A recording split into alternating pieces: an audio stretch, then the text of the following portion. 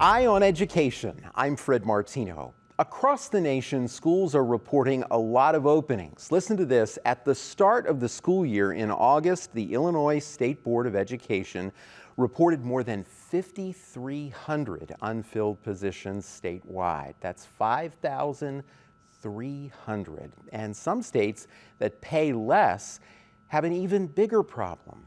Leaders in higher education are working hard to address the challenge. Today, our guest is Christie McIntyre. She is the Director of Teacher Education at Southern Illinois University Carbondale. Christie, thank you so much for being here today. Certainly. Happy to be here. Good to have you with us. I'm going to get to the teacher shortage in a moment and talk about some of the things that are being done to address that. But I really want to start with some of the basics. And I know that the nationally recognized Office of Teacher Education at SIU focuses on accountability, collaboration, and a lot more to build great teachers. There's a lot involved in teacher training. So tell me about that and the things that stand out most to you. Sure.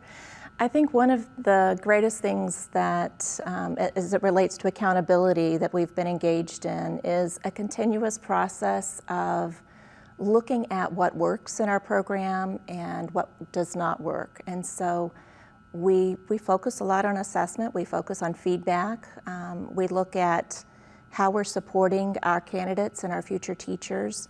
We support them in many different ways, informally and formally, to make certain that they are developing the knowledge, skills, and attitudes that they need to become effective teachers. And that does require a lot of collaboration, as you mentioned as well. Collaboration among the College of Liberal Arts, the College of Agricultural Sciences, art and music, because our teacher candidates are being prepared to teach birth through 12th grade.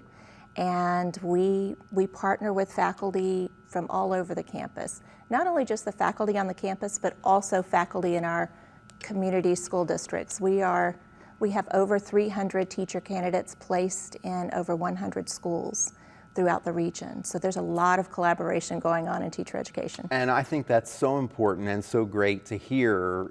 Getting that student teaching experience must be absolutely critical, getting in front of the classroom. It is. Tell me how you got into the teaching profession. You know, a lot of people come in because they want to make a difference or they want to do it better than what they experienced. I had several experiences in education that I thought were wonderful, and I had a few that I questioned. And so I came out of my bachelor's degree knowing that I was going to teach a few years, but also knowing that I wanted to go on and get my PhD because I wanted to make a difference. Now, at that time, I wanted to have the perfect school. I wanted to create a model school. But since then, I've learned that my greater impact is in preparing teacher candidates for their roles in the classroom. You know, we've heard a lot in recent years about people getting out of education, teachers and others. What motivates you to be a leader with increased responsibility when education, we have to admit, is getting more complex, difficult in some ways, and challenging, including the labor shortage that I mentioned at the top of the program? It is challenging, but as in a leadership position, I have opportunities to hear, to listen, and respond with programs that I'm familiar with across the nation that could improve the situation for our teachers in this region or our teacher candidates going out. And so being able to bring programs from New Mexico or from Virginia, I'm thinking about friends of mine in different states, Texas, that I collaborate with in different professional organizations, being able to bring those programs to Southern Illinois and look for opportunities and see how they can meet our needs, I think is what inspires me, is what keeps me going. And it's all about the children. It's all about their learning and making sure that we focus on getting teachers out there that are prepared to the best of their ability. And so I just want to make sure that the quality of our programming is what it needs to be, but that we're also meeting the needs of our community. Okay, and let's talk about community. You have engaged students in a lot of community service. Tell me about that. You're lighting up talking about that. Yeah, I do. Because when I first came here to SIU, I came about 21 years ago, and it was right before Hurricane Katrina and Rita hit in New Orleans. And our students in my classes were wanting to put together a student organization, and they were wanting to do something in New Orleans to help. And so within the span of about 6 months, the students raised enough money to not only get themselves to New Orleans for a spring break trip to help the schools and child care centers there, we also took down a trailer, this is how I met Vespasia, of 2,222 books from everybody in the community that came together to take books down to the schools and to the child care centers there. We did that trip 3 times just to help rebuild the infrastructure there, to work with the schools that were trying to open up. And that was a large focus. And through that, I saw how much our teacher candidates learn from seeing other context and having those experiences in other states. And so it is a part of what I think is critical for teachers, which is to understand the communities that they serve in, to understand the families that they are working with, and to know what needs they can be meeting. Because teachers are called upon not just to meet the academic needs, they're called on to meet the social emotional needs. They're probably the ones that find out if somebody's struggling to provide food or other, needs within the household.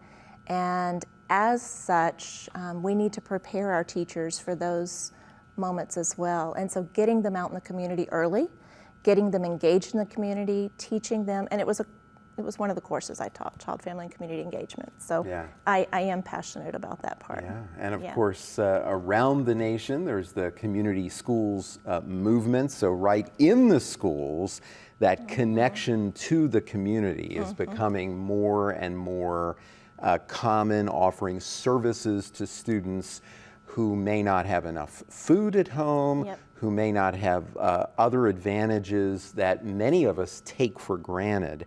I want to have you walk us through the process for a student to become a professionally licensed teacher, because to be honest, part of my goal in doing this show today is to also lift up our educators and our education profession and encourage anyone who might be watching who's thought about becoming an educator to think a little more about it. That's the best profession out there, for sure.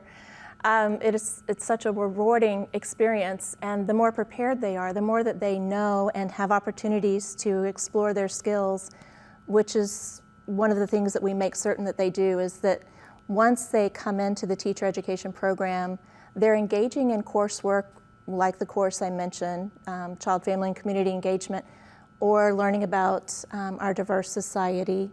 And they're also learning about the methods of teaching, how to teach, what strategies can be used to meet the needs of various learners in the classroom. But at that same time, once they come in their junior year, they're in a classroom at least 1 day a week. And so along with their coursework, they have an opportunity to shadow a cooperating teacher and to learn about the students of that age. And then we also try to make sure that the next semester, when we put them out for 1 day a week in a classroom, that they get a different experience. We want to make sure they have a diversity of experience working with different demographics of students as well as English language learners. We want to make sure that our coursework aligns with the experiences that they are out there experiencing. So if we have a course on how to teach students that are English language learners, then we make sure that they're in a school that has a higher number of students that may speak another language. So we really do a lot to integrate and to embed the work that our candidates are experiencing in their coursework in the clinical. We also have a cadre of very experienced clinical supervisors, and I call them our teacher education faculty. They are, many of them, former superintendents, principals, instructional coaches from the schools. They've all taught at some level, and they are the instructional coaches for our students in the classroom. And so in addition to having the faculty that are teaching you in the course, you also have experienced teachers, former administrators coming to observe you teach and give you feedback on what you could do to improve and are coaching you through that process. Okay. So for licensure, the degree and the classwork, but also, as you called it, clinical student teaching. And then we do student teaching. And what else? So once they get through the student teaching, which is full-time, then they're ready to be licensed. Now they do, they take a content area test. Tests. They have Content one area test. test. Yeah, One but it used to be test. 3. Now Okay. it's just 1. Now it's just 1. Now it's just 1, so that's good. And we prepare them for that content area Sample test. tests and this sort of thing? Yes, Good. sample test. Excellent. We Yep. all need those, and Yep. and it's good that there's that support for that. Definitely. What would you say are the biggest challenges for student teachers and how you help them meet those? You mentioned coaching, watching, and then giving tips. Are there other things that you do? Well, there's, like with anything, there are theories about kind of stages that they move through. And so initially, teachers are focused on their own behavior and don't often see the children or students that are before them. And then eventually they begin to work through their classroom management strategies. That becomes a focus initially. And then at some point they begin to work on looking more in depth at the assessments and what the students are learning. And so as we take a developmental approach to helping them in their clinical experiences, we set up our coursework so that it's doing the same thing, so that it's helping them with classroom management, eventually the assessment of student learning, and then how to bring all of that together. Yeah. I always remember from high school a teacher in my life who was also an advisor for our student newspaper, and it was one of the things that I had an opportunity to do in high school that then led to a career in journalism. And I always, I never asked her about her, of course at that age, about her decisions on how she taught and her technique. But I always remember that unlike many of my teachers, when I would turn in a writing assignment, there would be a lot of red on the page. There would be a lot of comments about what was right, what was wrong, what was really wrong, how it could be better sometimes. And I remember a lot of my classmates really not liking this, not used to this much feedback.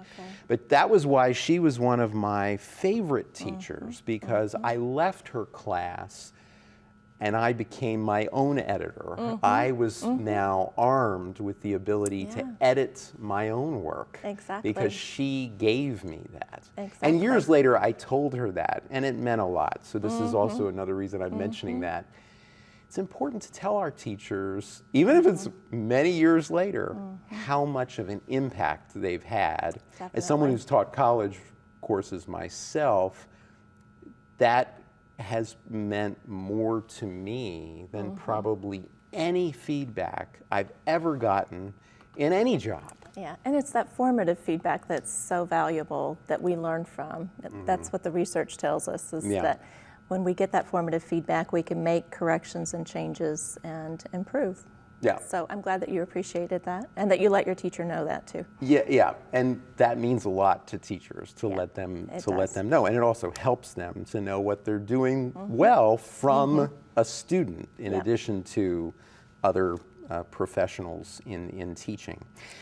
The SIU School of Education and partners, I know, have developed programs to address the teacher shortage that we mentioned at the beginning of the program. One of the programs is known as Grow Your Own Teachers. Give us an update on that.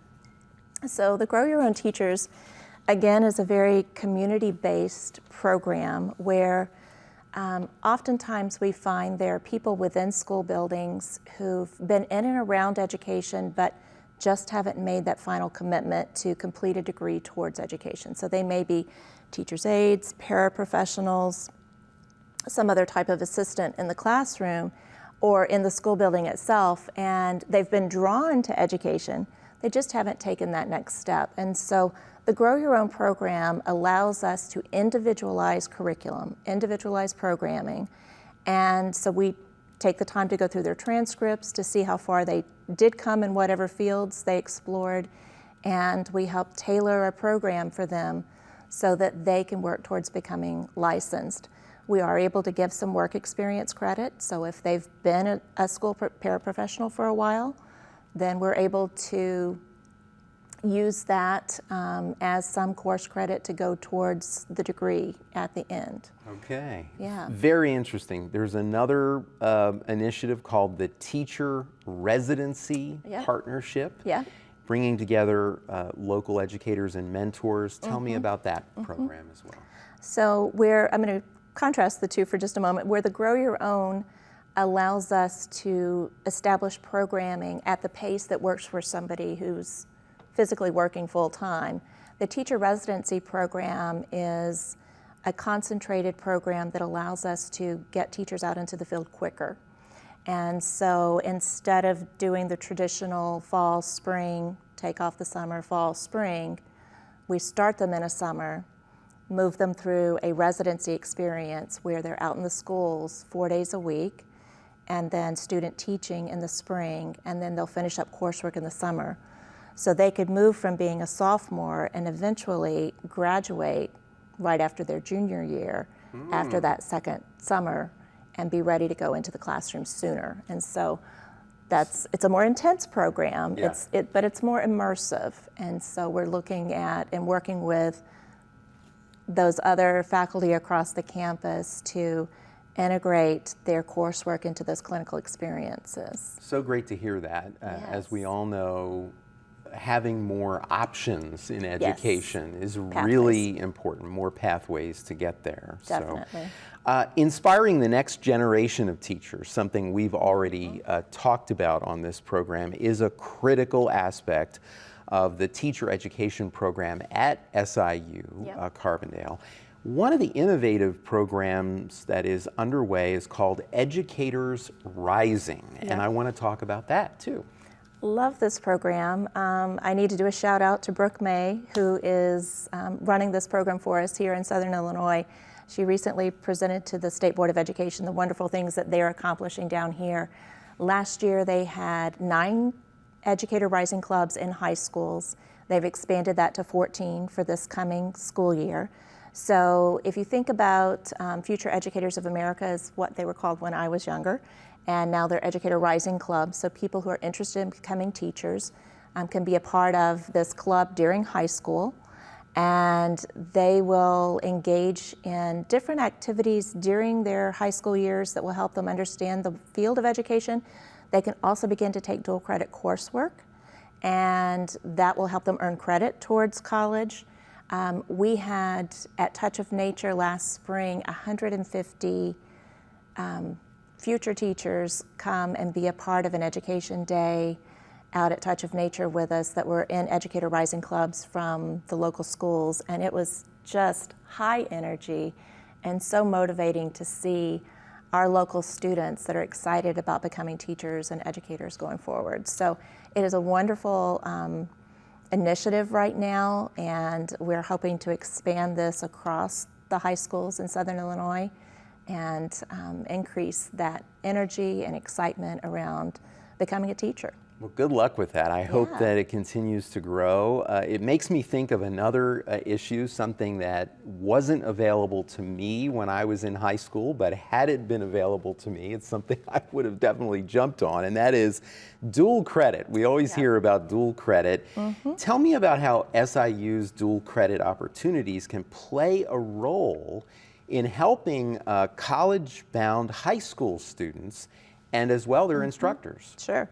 So what we're trying to do right now is create a pipeline for teachers. So we're trying to make it as easy as possible such that when they're in high school, if they're taking classes by a teacher who is dual credit certified, licensed to do dual credit coursework, then they'll earn high school credit, but they'll also earn college credit for those same courses. And so they work with the community colleges in order to transfer that coursework into the community colleges. We work as well with the community colleges such that that coursework translates into our curriculum. Dual credit is such an important thing to talk about, and the reason I wanted to talk about it is in addition to helping more students become teachers and possibly do it more quickly, of course, we hear so much today about college affordability, and this also might ease some of the stress about that because, of course, if you earn college credits when you're in high school, there are less to pay for potentially when you go to college. There are. It does help with that affordability factor, and there are a lot of initiatives at the state level as well right now to make college affordable. So within our space, we have several grants right now that will help to pay for college tuition, in addition to the scholarships that have always been around. But this is a wonderful time to explore education because with the shortage, there's a lot of money that is coming into this space in order for us to make college more affordable. Okay, very good stuff. So I want to highlight one other thing that folks may be interested in who are watching this show. We always say you can get more information online about issues, not only at SIU's website, but many other places. There is a group of institutional partners that are active on social media as well as elsewhere on the web. The group is known as Southern Illinois Future Teachers Coalition. And I want to get your thoughts on how this group helps support career pathways for future teachers. So this is a group of individuals that are pulled together by those who are facilitating not only the Educator Rising Clubs, but it also includes the community colleges and then ourselves. And so we come together several times a year to discuss that pathway that I mentioned earlier, and where are the students encountering challenges that we need to smooth out. So we're listening to and watching the pipeline. It's not that we're creating an initiative and then just saying, okay, it works, but we're in there listening to one another and double checking to make sure that all these pieces we're putting into place actually do make it shorter for them to move through, and then looking at how we can improve the process even more. Very good stuff. SIU's School of Education also involved in a statewide tutoring initiative to strengthen learning. Tell us about that. Wow, we are busy. You're busy. We are busy right now.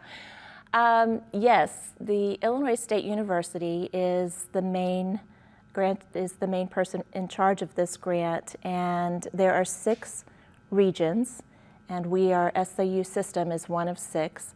So we share this with SIU Edwardsville. We have 4 districts that we're working with currently, Cobden, Herron, Carbondale, and Murfreesboro. We have 55 tutors that have been trained and are ready to be deployed. I believe September 19th is when they'll be headed out to the schools. This initiative has provided funding for tutoring for after school and some before school tutoring for schools in the region. And so the Illinois State Board of Education determined which schools had the greatest need, and they used 10 different factors to make that decision. We've approached those schools as partners, and this is to help support some of where we lost learning a little bit during the pandemic, and how can we be additional support. So if I could put a plug in, tutors make $50 an hour, and that's good pay for anybody that would like to come and assist us. We still could use a few more tutors in the system. So. And you'll be doing important work. We are doing very important work. This is a project that we hope that we can continue and expand beyond just this grant. So much to talk about, and believe it or not, we've already gone through the program. Christie, thank you so much for being with us today. We really appreciate it. Thank you for having me. Good to have you here. My guest was Christie McIntyre. She is Director of Teacher Education at Southern Illinois University Carbondale. That's Eye on Education for everyone at WSIU. I'm Fred Martino. Thanks for joining us. Have a great week.